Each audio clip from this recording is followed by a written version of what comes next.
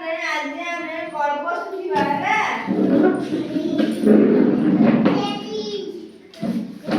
ଗଳ୍ପର ନାଁ ହେଲା ବଉଳା ଗାଈ। ଗାଈଟିଏ ତାର ନାଁ ହେଲା ବଉଳା। ସବୁଦିନେ ବଣକୁ ଘାସ ଚରିବାକୁ ଯାଏ। ବଉଳା ଗାଈ କୁଆଡ଼େ ନା ଘାସ ଚରିବାକୁ ଯାଏ।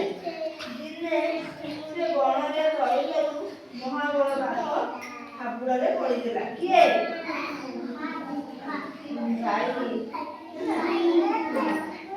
ବଉଳା ଆଜି ତତେ ଖାଇବି।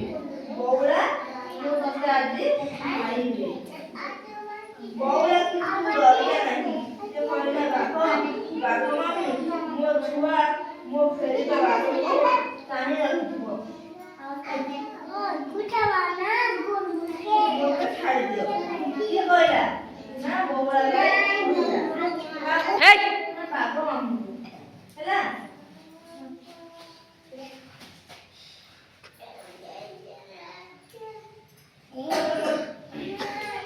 ମୋତେ ଛାଡ଼ିଦିଅ ମୁଁ ତାକୁ କ୍ଷୀର ଦେଇ ପାରି ଫେରି ଆସିବି।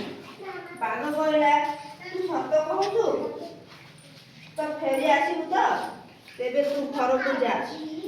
କ'ଣ କଲା ନା ବାଘ କହିଲା ସତରେ ଫେରି ଆସିବୁ ତାହେଲେ ଯା।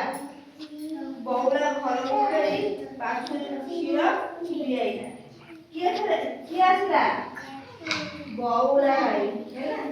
ତା ଛୁଆକୁ କ୍ଷୀର ପିଇବାକୁ ଆସିଲା ଆଉ ପିଆଇଲା ମଧ୍ୟ। ତା ଆଖିରୁ ଲୁହ ବୋହି ଯାଉଥାଏ। ସେ କେବଳ ବାଛୁରୀକୁ କାଟୁଥାଏ। ଛୁଆକୁ କ୍ଷୀର ଖୁଆଇ ସାରି ବଉଳା ବଣକୁ ଫେରି ଆସିଲା। କାନ୍ଦିଲା ବଉଳା ଗାଈ ପୁଣି ଆଉଥରେ ଫେରି ଆସିଲା ବଣକୁ।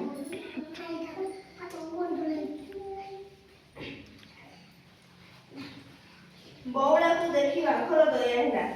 ବଉଳାକୁ ଦେଖି ବାଘର ଦୟା ହେଲା। କାହାକୁ ଦେଖି? ବଉଳାକୁ।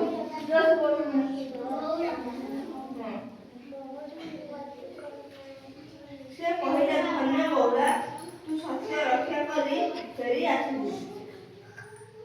ତେଣୁ ମୁଁ ତୋତେ ଖାଇବି ନାହିଁ। ଯା ତୁ ତୋ ଛୁଆ ସାଙ୍ଗରେ ଖୁସିରେ ରହିବୁ ହେଲା। ଏହି ଗଳ୍ପକୁ ଆମେ ଶିଖିଲେ ଯେ ସତ କହିଲେ ଜୀବନ ରକ୍ଷା ହୁଏ। କ'ଣ ହୁଏ? ସତ କହିଲେ ଜୀବନ ରକ୍ଷା ହୁଏ।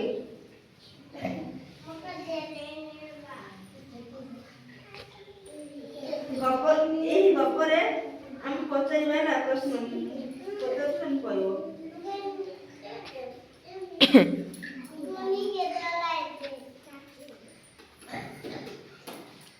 ବଉଳା ଗାଈ କୁଆଡ଼େ ଯାଉଥିଲେ?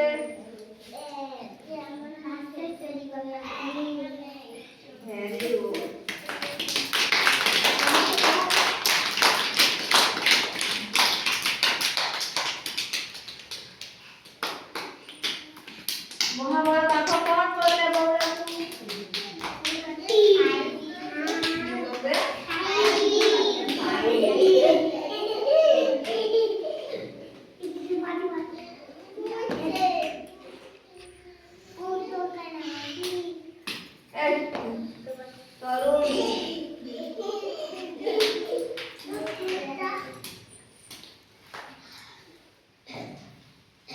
ଆଜି ଆମେ ଏତିକିରେ ଗଳ୍ପ